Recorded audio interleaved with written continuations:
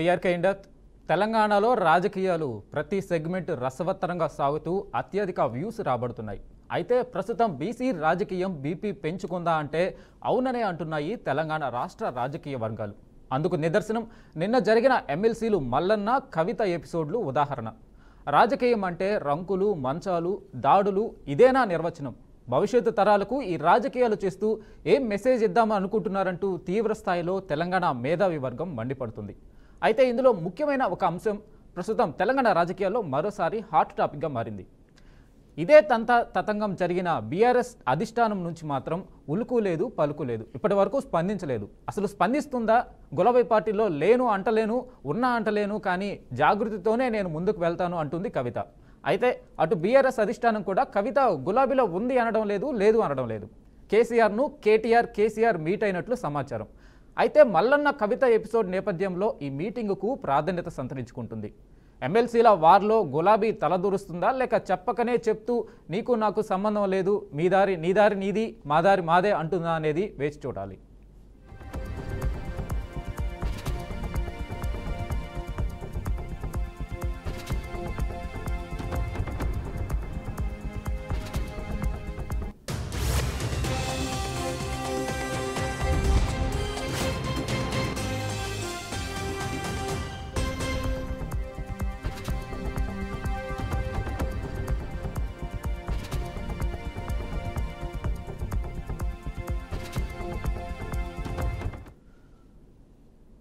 MLC కవిత ఇదివరకు చేసిన ఆరోపణలు చూస్తే బీఆర్ఎస్ పార్టీలోనే కొందరు గుంటనక్కలు తనను తరిమేయాలని చూస్తున్నారని పలుసార్లు ఆరోపించింది. మా నాన్న చుట్టూ దెయ్యాలు చేరి నన్ను భయపెట్టేందుకు ప్రయత్నిస్తున్నారని చెప్పుకొచ్చింది. అయితే నిన్నటి వ్యవహారంపై పార్టీ ఎందుకు సైలెంట్ అయ్యింది? ఘటన వెనుక ఉన్నది ఎవరంటూ చర్చించుకోవడం ఆ పార్టీ నేతల వంతైంది. గత అసెంబ్లీ సమావేశాల్లో లాబీల్లో కేటీఆర్తో మల్లన్న పలు అంశాలపై చర్చించిన విషయాన్ని గుర్తు చేసుకున్నారు. ఈ దాడి వ్యవహారం రానున్న రోజుల్లో ఇంకెన్ని మలుపులు తిరుగుతుందో అన్నది ప్రధానంగా చర్చనీయాంశంగా మారింది. ఇదంతా చూస్తుంటే రాజకీయంగా బీసీల శక్తి పెరుగుతుందా, లేక ఉక్కుపాదం పడుతుందా అనే సందేహాలు కూడా తలెత్తుతున్నాయి. మల్లన్నపై జరిగిన దాడి కేసు కేవలం వ్యక్తిగత విభేదమా, లేక ఇది బలమైన రాజకీయ సంకేతమా అనేది మేధావుల వాదన. మరొక వైపు కవిత నేరుగా దాడి విషయాన్ని ఖండించకపోవడమే కాదు, పార్టీ దీనిపై ఎలాంటి స్పష్టత ఇవ్వకపోవడం అనుమానాలకు తావిస్తుంది.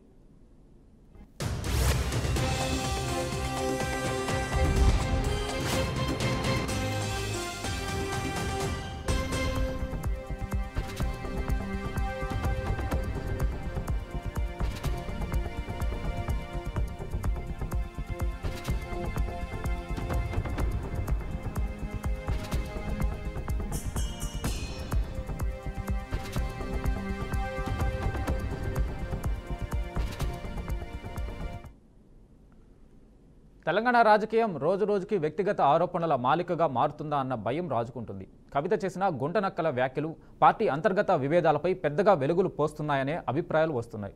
ఇదంతా చూస్తుంటే బీఆర్ఎస్లో నాయకత్వంపై ఉన్న నియంత్రణ ప్రశ్నించబడుతుందా అనే సందేహం కూడా జనాల్లో ఉందని రాజకీయ విశ్లేషకులు చెబుతున్నారు. మల్లన్న దాడి ఘటనతో బీసీ వర్గాల్లో ఆవేదన వ్యక్తమవుతుంది. ఇదొక వ్యక్తిపై కాదు, ఒక సామూహికతపై దాడిగా చూస్తున్నారు కొందరు. కవిత, మల్లన్న లాంటి నేతల మధ్య విభేదాలు పార్టీలో కొత్త లైన్లు చిత్రీకరిస్తున్నాయా? బీఆర్ఎస్ అధిష్టానం ఈ లైన్లను ఎరేస్ట్ చేస్తుందా, లేక వీటిని గమనించకుండా అజ్ఞాతంలోకి నెట్టేస్తుందా అన్నది ప్రధాన ప్రశ్నగా వినిపిస్తుంది. ప్రస్తుతం కవిత మౌనం, పార్టీ మౌనం రెండూ కలిసినప్పుడు ఒకే సందేశం వస్తుందా, లేదంటే ఈ మౌనమే భవిష్యత్తు రాజకీయ మార్పులకు బీజం వేస్తుందా? మల్లన్నకు సామాజిక వర్గాలు మద్దతు పెరుగుతుందా?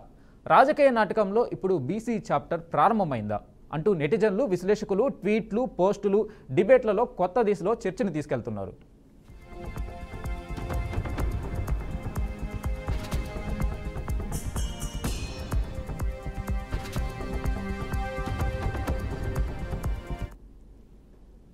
పార్టీ అధికార ప్రతినిధులు స్పందించకపోవడం, మరొక వైపు కవిత తన వాదనను వ్యక్తిగత స్థాయిలో మాత్రమే కొనసాగిస్తూ ఉండడం రాజకీయ పరిశీలకుల్లో అసలు బీఆర్ఎస్లో లోపలి సమీకరణాలేంటనే అనుమానాలు రేకెత్తిస్తుంది. ఇదే సమయంలో మల్లన్నకు బీసీ వర్గాల నుంచి వస్తున్న మద్దతు గమనించదగినది. అతను ఎదుర్కొంటున్న ప్రతిస్పందన, అతనిపై జరిగిన దాడికి వ్యతిరేకంగా బీసీ సంఘాలు, సంఘటిత సమాజం నుంచి వస్తున్న మద్దతు రాజకీయంగా ఒక కొత్త దిశలో చర్చ మొదలవుతున్న సంకేతంగా మారింది. ఇది కేవలం ఒక వ్యక్తి రాజకీయ ప్రయాణం కాదు, సామూహిక చైతన్యం కొత్త దశలోకి అడుగు పెడుతుందన్న అభిప్రాయాలు వినిపిస్తున్నాయి. ఇక నెటిజన్లు తమదైన శైలిలో సోషల్ మీడియాలో బీసీ ఓటు బ్యాంకుకి ఇదే స్టార్టింగ్ పాయింటా అంటూ ట్వీట్లు చేస్తుండగా, మౌనమే నైతిక మద్దతా అంటూ బీఆర్ఎస్ నాయకత్వాన్ని ప్రశ్నిస్తున్న పోస్టులు కూడా వైరల్ అవుతున్నాయి. టీవీ డిబేట్లలోనూ ఇదే అంశం హాట్ టాపిక్గా మారింది. సామాజికంగా రాజకీయంగా బీసీ వర్గాల్లో చైతన్యం పెరుగుతుందా, ఈ ఘటన ఆ చైతన్యానికి శబ్దాన్ని ఇచ్చిందా అనేది రానున్న రోజుల్లో రాజకీయాలకు కీలక మలుపు కావచ్చని విశ్లేషకులు చెబుతున్నారు. మౌనం వ్యూహం మధ్య తేడా ఏమిటో బీఆర్ఎస్ చెప్పే సమాధానంపై ఆధారపడి ఉంది.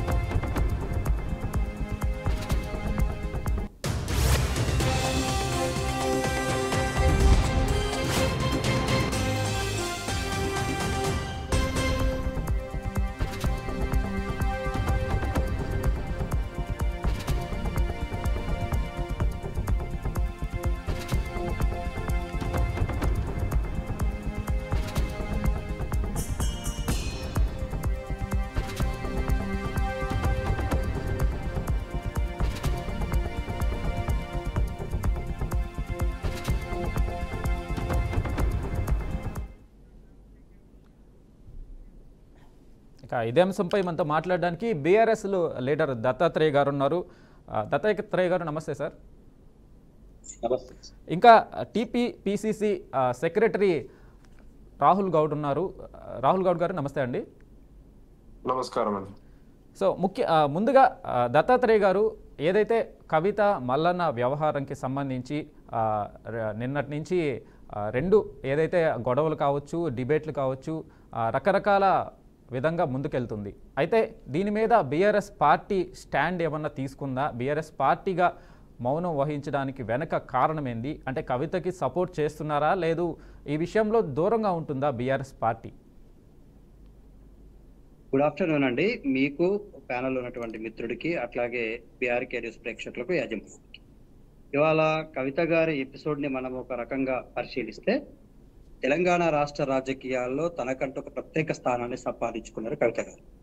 వ్యక్తిగతంగానే జాగృతి పేరు మీద తనకంటూ తెలంగాణ సమాజంలో ఉన్నటువంటి మహిళల్లో కానీ, తెలంగాణ ప్రజల్లో కానీ సంస్కృతి సాంప్రదాయాల మీద గౌరవం ఉన్న వ్యక్తుల్లో కవితకు ఒక ప్రత్యేక స్థానం ఉంది.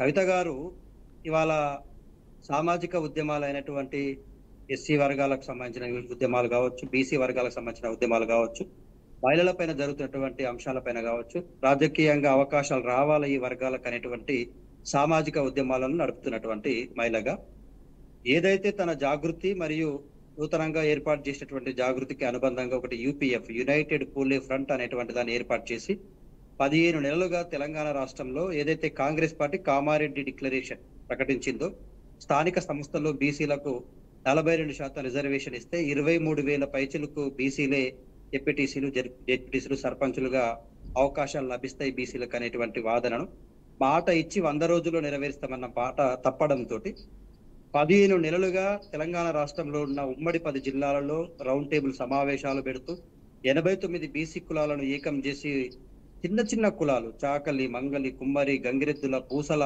ఇలాంటి కులాలతో మాట్లాడుతూ వాళ్ళ సమస్యలను ప్రభుత్వం దృష్టికి తీసుకెళ్తూ పరిష్కరిస్తూ వాళ్ళతో మమేకమవుతూ ఇవాళ బీసీ ఉద్యమాన్ని నిర్మించినారు కవిత గారు.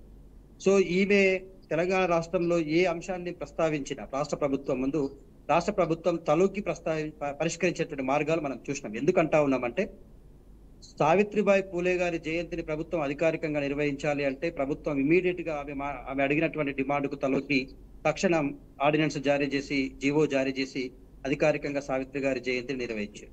దాంతో పాటుగా పూలే గారి విగ్రహాన్ని అసెంబ్లీలో పెట్టాలంటే స్వయాన ముఖ్యమంత్రి గారే సెక్రటరియట్ ముందర ఉన్నటువంటి ట్యాంక్ బండ్ పరిసరాల్లో ఒక ప్రాంతాన్ని పరిశీలించి ప్రకటించేటువంటి సందర్భాన్ని మనం చూస్తాం. సో ఇప్పుడు ప్రస్తుతం బీసీలకు సంబంధించినటువంటి అంశంలో డెడికేషన్ కమిషన్ వేస్తేనే బీసీలకు ఆ చట్టబద్ధత గానీ ఆ పర్సెంటేజ్ విషయంలో వాస్తవికత ఉంటుందని చెప్పేసి ప్రశ్నించడం వల్ల డెడికేషన్ కమిషన్ కూడా కవిత గారు వేసే విధంగా చర్యలు తీసుకున్నారు. రెండోది ఏం జరిగింది, డెడికేషన్ కమిషన్ తో పాటు ఆ రిపోర్ట్స్ వచ్చిన తర్వాత ఈ రిపోర్ట్స్ కు చట్టబద్ధత లభించాలంటే ఖచ్చితంగా బిల్లు అసెంబ్లీలో చర్చ జరగాలి. బిల్లు చర్చ జరుగుతున్నప్పుడు మీరు ఏ విషయంలో బిల్లు పెడుతున్నారు అంటే కేవలం రాజకీయపరమైన అంశంలోనే బిల్లు పెడుతున్నారు అని తెలుసుకున్న కవిత గారు తక్షణం ఈ 89 బీసీ కులాలతో సమావేశాలు పెట్టి ప్రభుత్వానికి అల్టిమేట్ జారీ చేసి ఇందిరా పార్క్ వద్ద ఒక బహిరంగ సభ పెట్టి ప్రభుత్వానికి కరాఖండిగా చెప్పింది, మీరు కేవలం రాజకీయపరమైన రిజర్వేషన్లు మాత్రమే ఇస్తే సరిపోదు, విద్యా ఉద్యోగాలకు సంబంధించినటువంటి బిల్లు కూడా పెట్టాలి అంటే రాష్ట్ర ప్రభుత్వం మళ్ళీ తన పోరాటానికి తలొగ్గి 42% సంబంధించిన రిజర్వేషన్లు విద్యా ఉద్యోగాలకు సంబంధించి మరో బిల్లు పెట్టిరు. సో ఆ రెండు బిల్లులు, రాజకీయపరమైనటువంటి బిల్లు ఒకటి, విద్యా ఉద్యోగాలకు సంబంధించిన బిల్లు ఒకటి. సో ఈ రెండు బిల్లులని అసెంబ్లీ ఆమోదించి కేంద్ర ప్రభుత్వం రాష్ట్రపతి వద్దకు పంపించారు. అది ఆమోదించి ఇక్కడికి రావాలని పోరాటం కూడా చేశారు. సో ఈ క్రమంలో రాష్ట్ర ప్రభుత్వం ముందర హైకోర్టు చాలా స్పష్టంగా చెప్పింది, మీరు ఎన్నికలకు పోతారా లేకపోతే మేమే స్వయంగా ప్రకటించమంటారా, ఏదో ఒకటి తేల్చాలని చెప్పి అల్టిమేటం జారీ చేసిన తర్వాత రాష్ట్ర ప్రభుత్వం ఇవాళ ఒక ఆర్డినెన్స్ తీసుకొచ్చింది. ఈ ఆర్డినెన్స్ తీసుకురావడంలో బీసీల రిజర్వేషన్ల పోరాటంలో కవిత గారి పాత్ర ఉంది. కవిత గారు అలుపెరగకుండా పోరాటం చేసిర్రు, నిస్వార్థంగా చేసిర్రు. ఇవాళ తీర్మారు మల్లన్న అనేటువంటి వ్యక్తికి ఎందుకు కవిత గారు అంటే అంత అక్కస్సు, ఎందుకు అంత ఓర్వలేకపోతా ఉన్నారంటే తాను ఎంత చెప్పినా కూడా, ఎంత నమ్మించాలని ప్రయత్నం చేసినా కూడా బీసీ సామాజిక వర్గాలు ఆయన వెంట నడవడానికి సిద్ధంగా లేరు. ఎందుకు లేరు అంటే వ్యక్తిగత తీర్మారు మల్లన్నకున్న చరిత్రని మనం పరిశీలిస్తే తాను 3 పార్టీల చుట్టూ తిరిగి ఒక పార్టీ నుంచి సస్పెండ్ అయ్యి ఇంకో పార్టీ నుంచి బహిష్కరించబడి ఇవాళ కాంగ్రెస్ పార్టీలో చేరి మళ్ళీ కాంగ్రెస్ పార్టీ సస్పెండ్ కాబడి ఇవాళ ఓడ దాటేదాకా ఓడ మల్లన్న, ఓడ దాటిన తర్వాత బోడి మల్లన్న చంద్రన్ లాగా కాంగ్రెస్ పార్టీని వాడుకొని ఎమ్మెల్సీ పదవి వచ్చిన తర్వాత అదే కాంగ్రెస్ పార్టీని బండనా బూతులు తిడుతూ బహిర్గతంగానే మాట్లాడుతున్నటువంటి తీరుకు వాళ్ళు సస్పెండ్ చేసిన తీరు మనం చూసినాం.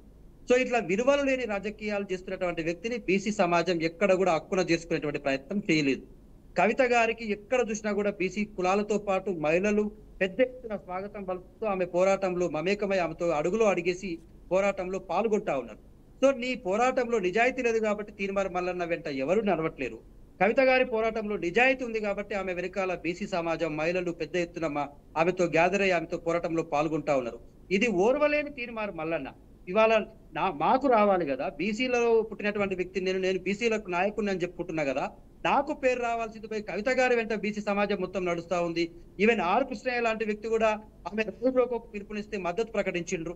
సిపిఐ పార్టీ లాంటి వాళ్ళు, ఎం పార్టీ లాంటి వాళ్ళు, జాన్ వెస్లీ లాంటి వాళ్ళు కార్యదర్శి, ఆయన కూడా కవిత గారి పోరాటానికి మేము మద్దతు ప్రకటిస్తామన్నారు. సిపిఎంఐఎంఎల్ న్యూ డెమోక్రసీ నాయకులు గోవర్ధన్ లాంటి వాళ్ళు కవిత గారి పోరాటానికి మద్దతు పలికిర్రు. సో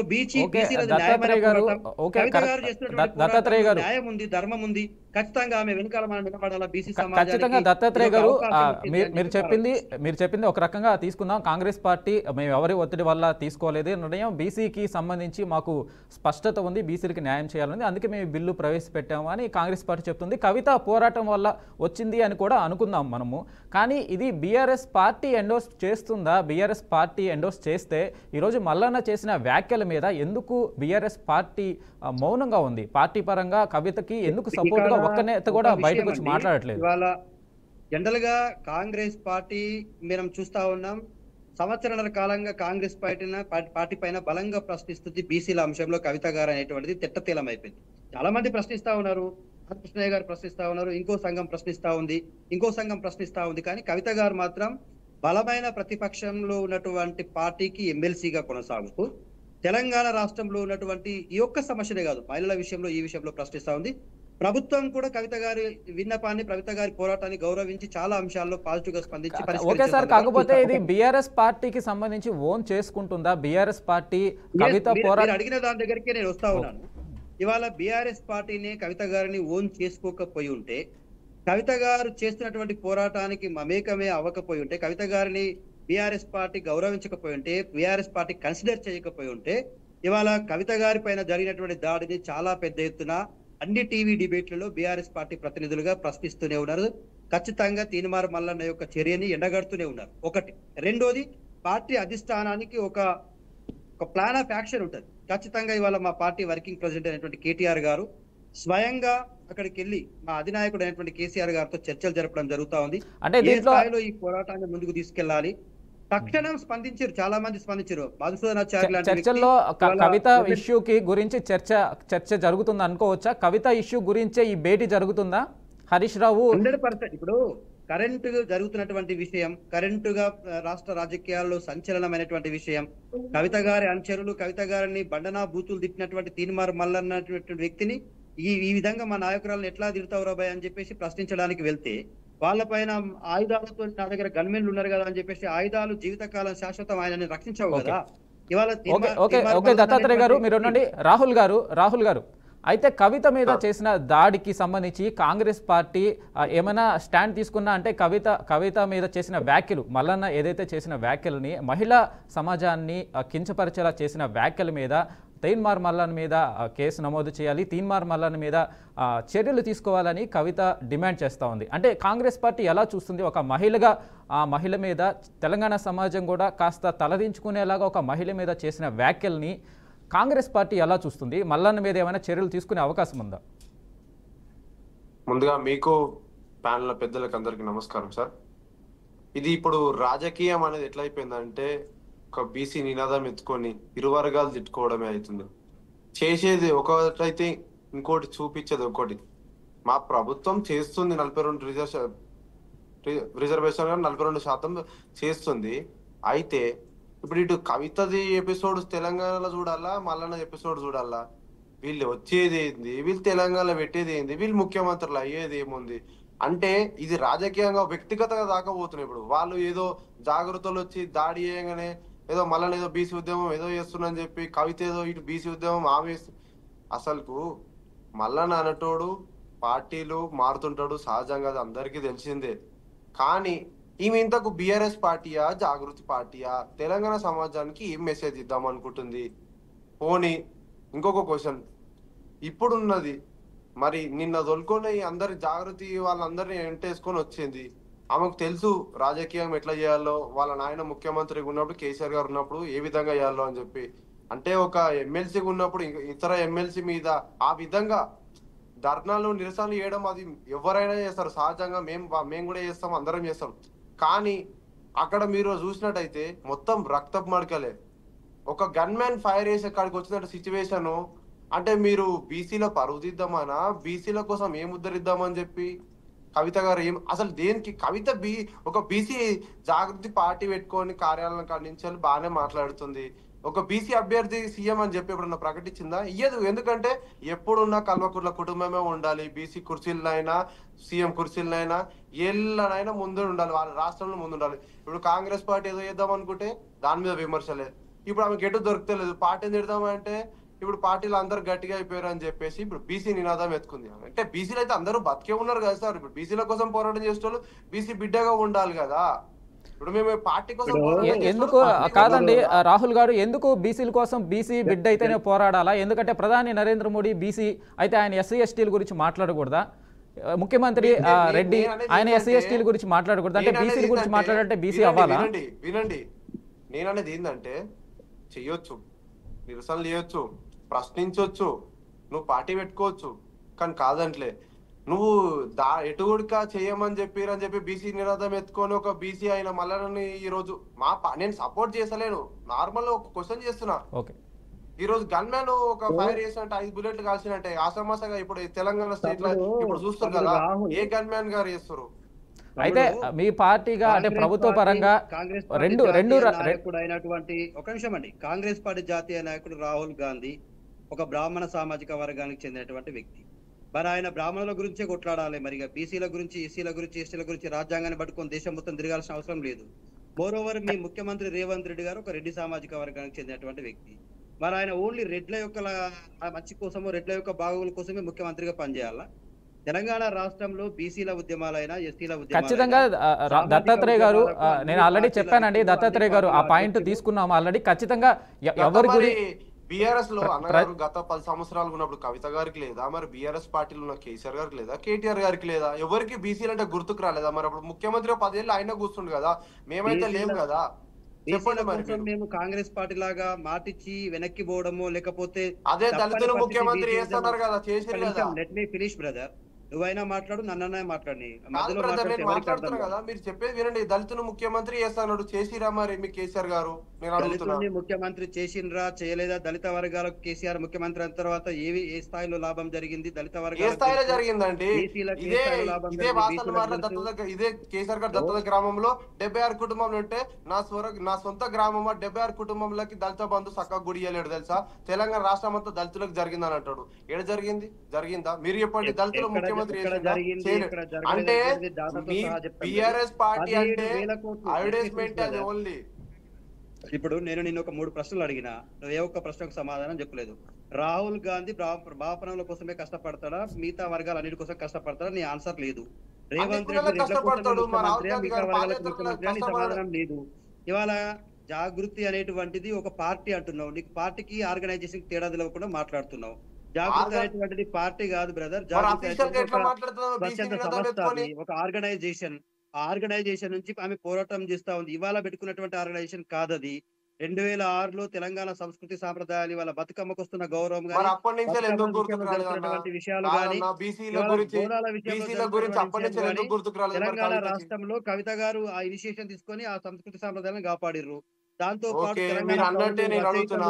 తెలంగాణ రాష్ట్రంలోని మేధావులందరి యొక్క బుక్లని ప్రింట్ చేపియడం, వాళ్ళు రాసినటువంటి గ్రంథాలను ప్రింట్ చేపియడం, నా తెలంగాణ కోటి రత్నాల వీణ అన్నటువంటి దాశరథి కృష్ణమాచారి లాంటి శత జయంతి ఉత్సవాలను జరపడం. సో ఇట్లా కవులు కళాకారుల యొక్క టాలెంట్ ని ప్రోత్సహించడం ఒకటి కాదు బ్రదర్. జాగృతి అనేటువంటిది ఒక నిరంతరంగా తెలంగాణ. దత్తాత్రేయ గారు మీరు ఆగండి కొంచెం. దత్తాత్రేయ గారు మీరు ఆగండి. రాహుల్ గారు అయితే రాహుల్ గారు దత్తాత్రేయ గారు మీరు కొంచెం ఆగండి సార్. రాహుల్ గారు మాట్లాడుతా ఉన్నా ఇవాళ తెలంగాణ దత్తాత్రేయ గారు మాట్లాడుతుంటే మరి తీర్మార్ మల్లన్న ఎట్లా బాధ్యతాయుతంగా మహిళల పైన మాట్లాడుతారు? రాహుల్ గారు ఒక నిమిషం. దత్తాత్రేయ సపోర్ట్ చేయట్లేదు అన్నగారు, వినండి. మేము దాని సపోర్ట్ చేయలే. మా పీసీ చీఫ్ గారు కూడా అన్నారు, ఆయన ఒక గౌడ కులస్తుడే, నేను కూడా ఒక గౌడ కులస్తుడే చెప్తున్నా. మా పార్టీ మల్లన్నకు సపోర్ట్ చేయట్లేదు. మీరు బాగేనండి, మా పార్టీ ఎంకరేజ్ చేయట్లేదు. మేము ప్రోత్సహించి దాడి చేపేయలేదు. దాడికి వచ్చింది కవిత మనుషులు, వాళ్ళు దాడి చేసుకుంది వాళ్ళు మల్లన్న మనుషులు. ఆ గన్ ఫైరింగ్ మేము కాంగ్రెస్ వాళ్ళని చేయలే, అది మీరే చేసుకురు. అది బీసీ ఇటు అని బీసీ అటు అని చెప్పి 2 వర్గాలు వచ్చి వాళ్ళు కొట్టుకురు. ఏదో మా కాంగ్రెస్ వాళ్ళ మధ్యలో వచ్చి ఏదో పుల్లేసి ఏదో నిప్పంటించి పోలే మేము. మా పీసీసీ చీఫ్ మహేష్ కుమార్ గౌడ్ గారు కూడా ఏమన్నారంటే, మీరు ఇన్నరో స్టేట్మెంట్ ఇన్నూరు కావాల్సిందంటే, మేము మా కవిత గారి మీద చేసిన వ్యాఖ్యలు మల్లన్న గారిని కూడా ఖండిస్తున్నామని చెప్పన్నాడు. మల్లన్న మీద చేసిన దాడిని కూడా కవిత గారిని ఖండిస్తున్నామని చెప్పారు. అంటే ఒక బీసీ బిడ్డగా మహేష్ కుమార్ గౌడ్ గారికి తెలియదా ఏ పార్టీకి సపోర్ట్ ఇచ్చిండు? ఇవ్వలేదు కదా. మేము అనేది అన్ని చూస్తున్నాము, కానీ బీసీల పట్ల మీ సామాజిక వర్గానికి చెందినటువంటి వ్యక్తి పిసిసి ప్రెసిడెంట్ గా ఉన్నాడు కదా తమ్ముడు. ఆయన అవగాహన ఉండి మాట్లాడుతున్నాడు, అవగాహన లేకుండా మాట్లాడుతున్నాడు. కవిత గారు ఎవరు బీసీల గురించి మాట్లాడడానికి అంటా ఉన్నారు.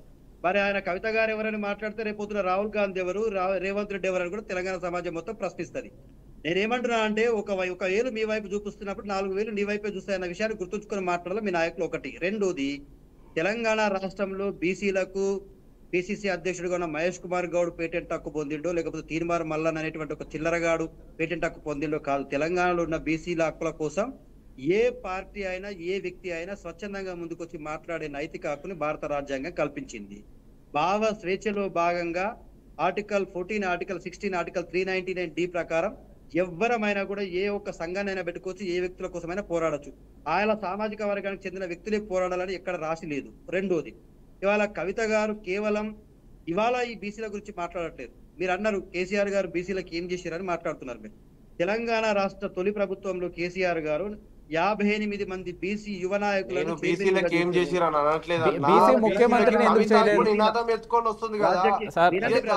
దత్తాత్రేయ గారు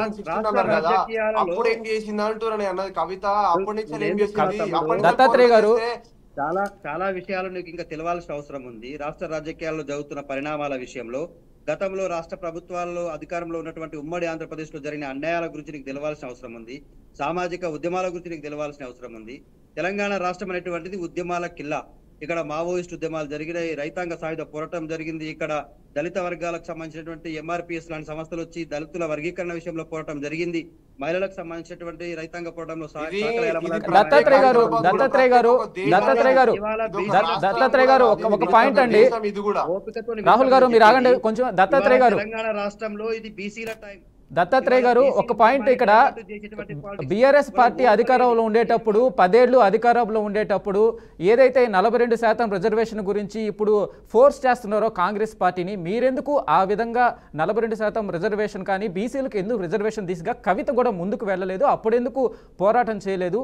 ఒకవేళ ఇప్పుడు సపోర్ట్ చేస్తున్నాము అని అంటున్నారు మీరు కాంగ్రెస్ పార్టీకి, కానీ సపోర్ట్ చేస్తున్నారు, కానీ ఆ బీసీ బిల్లుని ఏదైతే ఆమోదం తెలపడానికి కేసీఆర్ లాంటి అనుభవం ఉన్న నేత ఎందుకు సలహా ఇవ్వట్లేదు రేవంత్ రెడ్డికి? అది ఆమోదం పొందేలా, కేంద్రం మీద ఒత్తిడి తెచ్చేలా ఒక ప్రతిపక్ష నేతగా ఎందుకు ఒక సలహా కూడా ఇవ్వలేకపోతున్నారు కేసీఆర్? రాష్ట్ర ప్రభుత్వం చేస్తున్నవన్నీ కూడా తలా తోకలేని విషయాలు చేస్తా ఉన్నారు. మీకు తెలిసి ఉండాలి, ఎందుకంటా ఉన్నామంటే భారత రాజ్యాంగంలో ఒక బిల్లు పాస్ చేసిన తర్వాత ఆర్డినెన్స్ అనేటువంటిది విడుదల చేయడం అనేటువంటిది భారత రాజ్యాంగాన్ని అవమానపరిచినట్టు.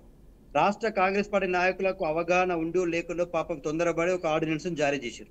మేమేమంటా ఉన్నామంటే ఎవరు కూడా కోర్టు మెట్లు ఎక్కకుండా ఆ ఆర్డినెన్స్ పూర్తి స్థాయిలో అమలై గ్రామీణ స్థాయిలో కూడా రిజర్వేషన్లు ఖరారు చేసి రాష్ట్రంలో ఉన్నటువంటి ఎన్నికల కమిషన్ ఆ రిజర్వేషన్లు ప్రకటించి రిజర్వేషన్లు అమలై ఒక తొలి ఎన్నిక జరగాలని చెప్తా ఉన్నాం. ప్రతిపక్ష నాయకులుగా దానికి లీగల్ గా ఉన్నటువంటి ఆబ్జెక్షన్స్ మేము చెప్తే రేపొద్దున ఇదే కాంగ్రెస్ పార్టీ మమ్మల్ని అంటది, మీరు లీగల్ గా ఉన్నటువంటి ఆబ్జెక్షన్ చెప్పారు కాబట్టి ఇవాళ బీసీలకు ఆర్డినెన్స్ అమలు చేయడంలో ఆటంకాలు ఏర్పడినాయి అంటారు. మేము అందుకే చెప్తా ఉన్నాము, కేంద్రంలో ఉన్న బీజేపీ పార్టీ ఏమో బిల్లును తిరిగి పంపదు, రాష్ట్రంలో ఉన్నటువంటి కాంగ్రెస్ పార్టీ ఏమో ఒక బిల్లు తీర్మానం చేసి కేంద్ర ప్రభుత్వం దగ్గర ఉన్నప్పుడు ఆర్డినెన్స్ విడుదల చేయకూడదు, అది రాజ్యాంగానికి వ్యతిరేకమైన విషయం తెలియకుండా విడుదల చేశారు. సరే విడుదల చేశారు, అది అమలు చేయాలంటే ఏం చేయాలి? ముఖ్యంగా గవర్నర్ గారు దాన్ని ఆమోదించి ఎన్నికల సంఘానికి పంపి ఎన్నికల సంఘం రిజర్వేషన్లను ఖరారు చేసి గ్రామ స్థాయిలో ఉన్నటువంటి ప్రతి గ్రామంలో ఉన్న రిజర్వేషన్లు ఖరారు చేయాలి. మేము స్వాగతిస్తా ఉన్నాం రాష్ట్ర ప్రభుత్వానికి. ఇదే విధంగా కేసీఆర్ దత్తాత్రేయ గారు దత్తాత్రేయ గారు ఇదే విషయాన్ని ఏదైతే ప్రభుత్వం బీసీ రిజర్వేషన్ బిల్లుకి ఇబ్బంది పడుతున్న నేపథ్యంలో కేసీఆర్ కొన్న అనుభవం దృష్ట్యా ఒక ప్రతిపక్ష నేతగా ఎందుకు ముఖ్యమంత్రికి ఒక లేఖ ద్వారా ఈ విషయాన్ని తెలియపరచట్లేదు అఫీషియల్ గా? కేసీఆర్ గారు చాలా రాజకీయంగా ఉన్నటువంటి ఒక చాణిక్యుడు అండి. రాష్ట్రంలో ఉన్నటువంటి ముఖ్యమంత్రి గారికి భూత పురాణం తప్ప గౌరవ మర్యాదలు లేకుండా మాట్లాడుతున్నప్పుడు, రాష్ట్రంలో ఉన్నటువంటి ప్రజలకు ఆయన వల్ల జరుగుతున్నటువంటి నష్టం ఇంత తీవ్రంగా ఉన్నప్పుడు వేచి చూసే ధోరణి అనేటువంటిది మార్చుకుంటాడేమో.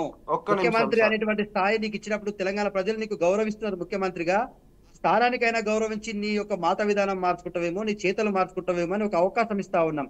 ఇప్పటికి కూడా మారకుండా అదే తంతు కొనసాగిస్తా ఉంటే మా కేటీఆర్ గారు, హరీష్ రావు గారు చాలా స్పష్టంగా నీళ్ల విషయంలో, నిధుల విషయంలో, కమిషన్ల విషయంలో, ఇన్వెస్టిగేషన్ జరుగుతున్న అంశాల్లో చాలా స్పష్టంగా కుండబద్దలు కొట్టినట్టుగా ప్రతి అంశాన్ని లెక్కలతో సహా వివరించింది. ఒక ప్రతిపక్ష నాయకునికి ఒక అధికార ప్రభుత్వం ఉన్నప్పుడు సలహాలు ఇవ్వాల్సిన బాధ్యత కాదా? నీకు తెలుసా తమ్మి, బీసీల కోసం ఎన్ని కమిషన్ల విషయంలో రాష్ట్రంలో ఇవాళ మీ పార్టీ నాయకుడు అయినటువంటి జానారెడ్డి గారు తెలంగాణ రాష్ట్రంలో పంచాయతీరాజ్ శాఖ మంత్రిగా ఉండే గతంలో 1996 లో ఆయన పంచాయతీరాజ్ శాఖ మంత్రిగా ఉన్నప్పుడు స్థానిక సంస్థల్లో బీసీలకు 33% రిజర్వేషన్ ఒక దీనిలో వస్తే ఆయన కేసు వేసిండయ్యా.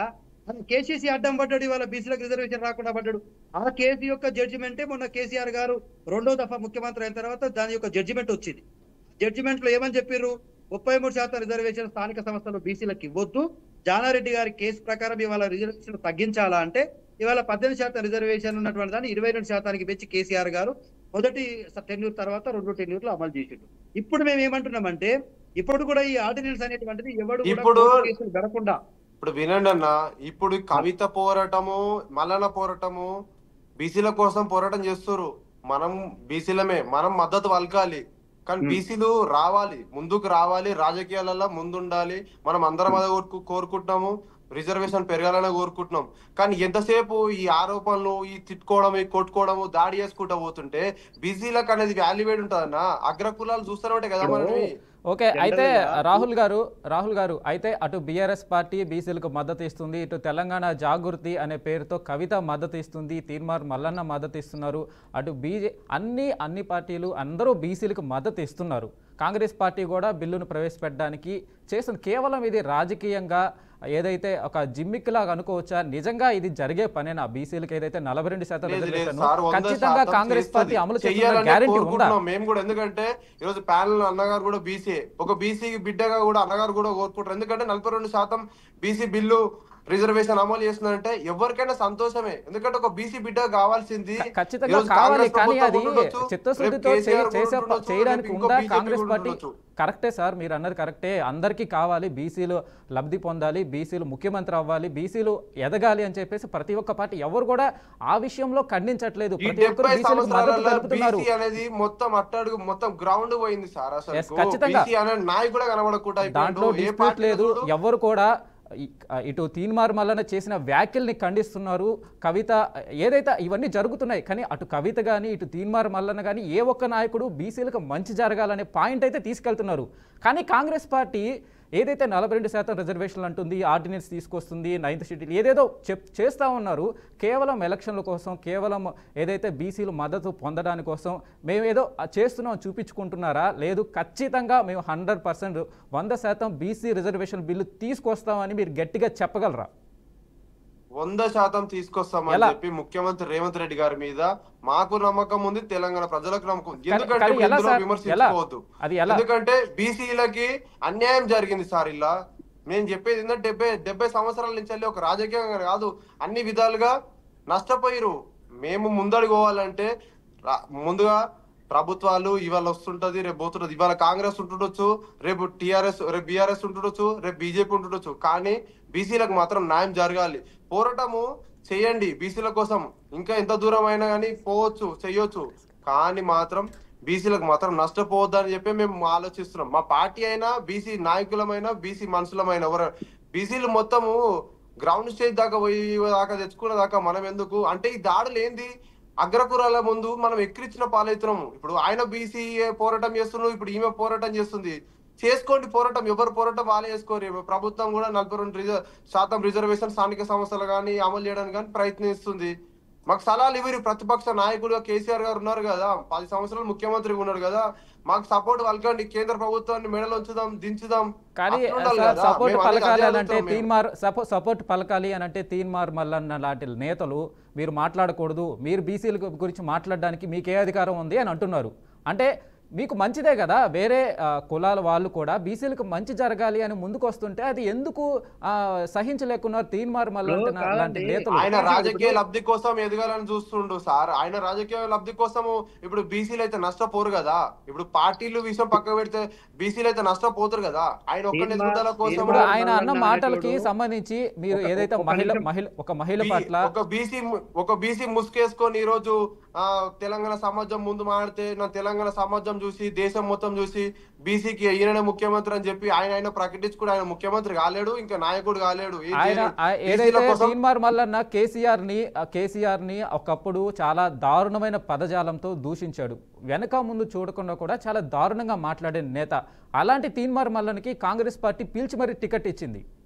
ఆయనకి సపోర్ట్ చేసినట్టు కదా, అలాంటి వ్యాఖ్యల్ని మీరు అప్పుడు సపోర్ట్ చేశారు కదా. అందుకనే ఈరోజు ఆయన మొదట్లో సక్సెస్ అయ్యాను కాబట్టి ఇప్పుడు దాన్ని కంటిన్యూ చేసి ఇంకా సక్సెస్ అవుతానని ఆ వ్యాఖ్యలతోనే ముందుకెళ్తున్నాడు. మీరు ఎందుకు టికెట్ ఇచ్చారు ఆ రోజున అంత దారుణంగా కేసీఆర్ని మాట్లాడిన తీన్మార్ మల్లన్న లాంటి వ్యక్తికి?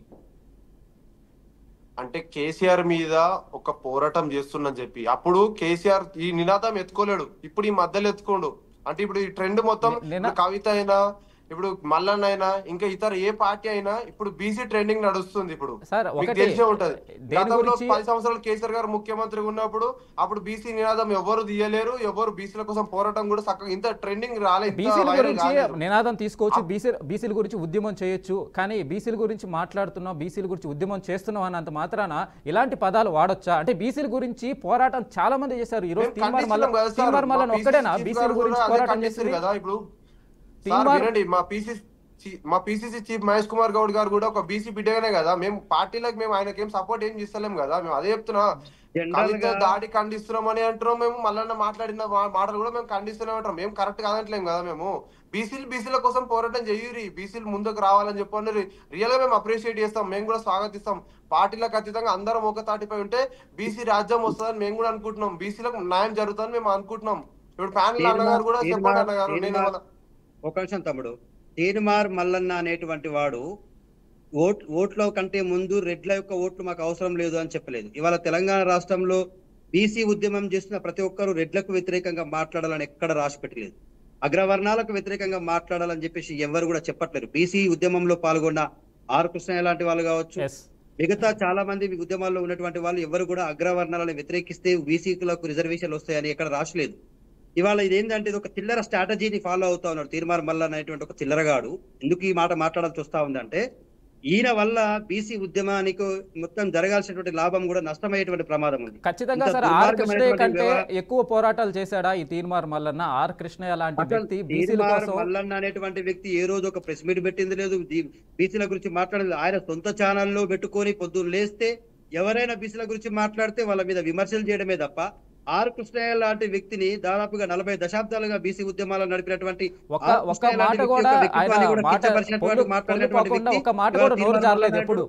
స్వార్థం కోసం వాడొక్కడు బ్రతికితే ఇంకా అందరూ బ్రతికినట్టుగానే వాడొక్కడు ఎమ్మెల్సీ అయితే బీసీలందరూ ఎమ్మెల్సీ అయినట్టుగా వాడు ముఖ్యమంత్రి కావడం కోసం ఇవాళ ఏదైనా చిల్లర చేష్టలు మాట్లాడేటువంటి ప్రయత్నం చేస్తా ఉన్నాడు.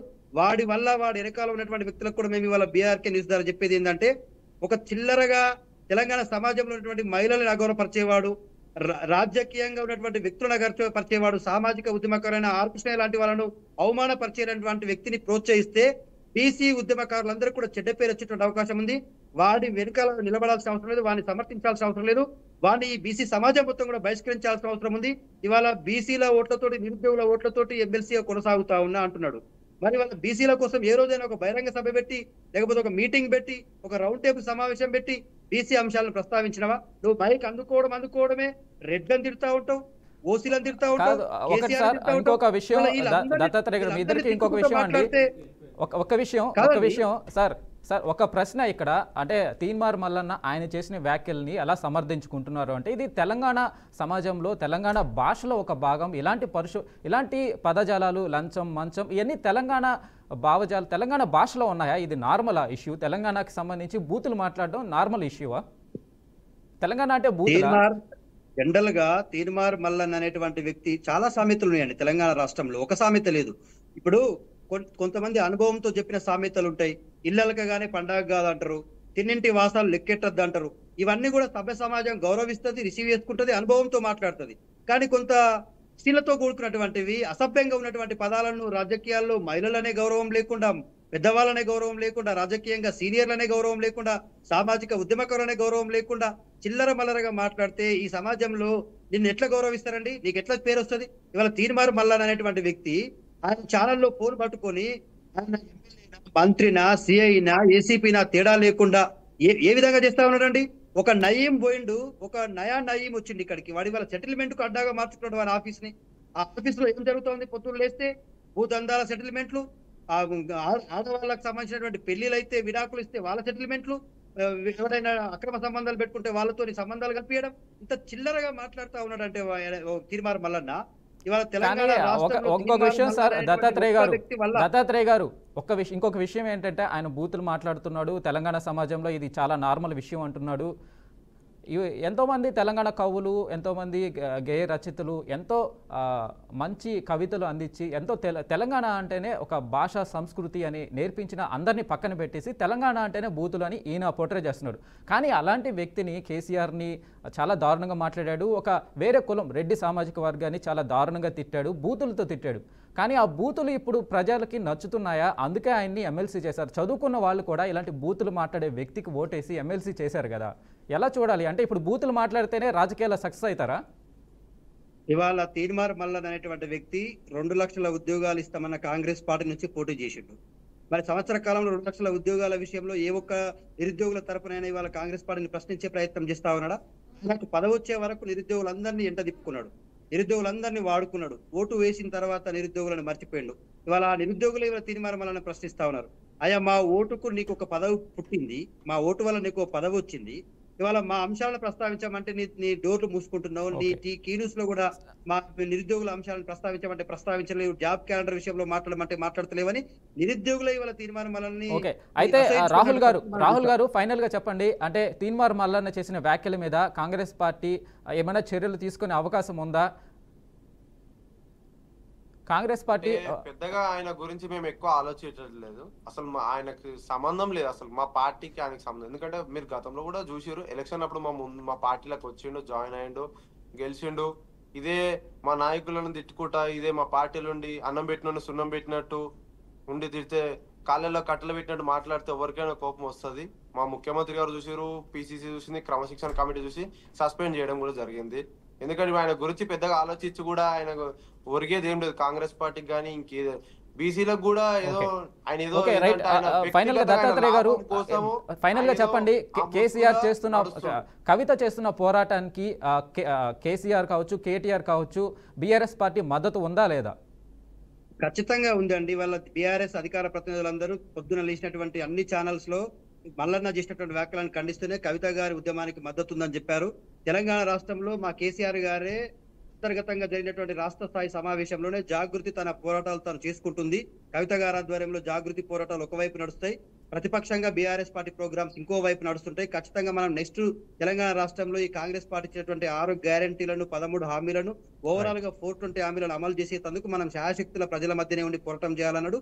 ప్రజల మధ్య ఉండడం, పోరాటం చేయడంలో భాగంగానే ఇవాళ కవిత గారు కేసీఆర్ అడుగుజాడల్లో నడుస్తూ ఇవాళ బీసీ ఉద్యమాన్ని ముందుకేసుకుని తెలంగాణ రాష్ట్రంలో ఉన్న బీసీలందరినీ ఏకం చేసుకుని ఇవాళ తెలంగాణ రాష్ట్రంలో ఈ పోరాటం నిర్మించింది. గతంలో కేసీఆర్ గారు అడుగుజాడల్లో నడుస్తుంటే మహిళా ఉద్యమాలను చేసి మహిళా బిల్లు కోసం ఢిల్లీ స్థాయిలో పోరాటం చేసింది కవిత గారు. సో కవిత గారు కేసీఆర్ ఇవాళ తీనిమారు మల్లన్న క్యారెక్టర్ ని, కవిత గారి క్యారెక్టర్ ని పక్కన పెట్టి చూస్తే తీనిమారు మల్లన్నని ప్రతి ఒక్కరు కూడా కాండ్రించి ఉమ్ముస్తా ఉన్నారు.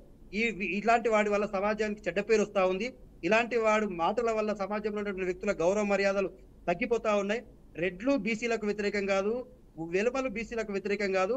ఎవరు మన ఉద్యమానికి మద్దతిస్తే వాళ్ళ అడుగుజాడలో నడుస్తూ మన ఆకాంక్షలని, మన హక్కులను కాపాడుకోవాలి. కానీ మద్దతు ఇచ్చే ఒకడు వ్యతిరేకించడు కాదని చెప్పేసి ఆ వర్గాలను మొత్తాన్ని వ్యతిరేకిస్తే అది కరెక్ట్ పద్ధతి కాదని చెప్పేసి బీసీ మేధావులు కూడా మాట్లాడుతున్నారు. Teenmar Mallanna right. Thank you Dattatreya గారు, థ్యాంక్ యూ రాహుల్ గౌడ్ గారు. ఏదైతే చర్చలో పాల్గొన్నందుకు ఇద్దరికి. ఏదైతే తీన్మార్ మల్లన్న కవిత ఇష్యూ మీద బీఆర్ఎస్ పార్టీ ఎలా స్పందిస్తుంది, ఈరోజు హరీష్ రావు కేసీఆర్ సమావేశం వెనుక దీని ఉద్దేశం కూడా ఏమైనా ఉందా, బీఆర్ఎస్ పార్టీ కవితని దగ్గరికి తీసుకుంటుందా, కవితకు మద్దతు ఇస్తుందా అనేది కూడా తెలంగాణ రాజకీయాల్లో చర్చగా మారింది. సో ఇది ఇవాల్టి BRK in depth. Keep watching BRK news.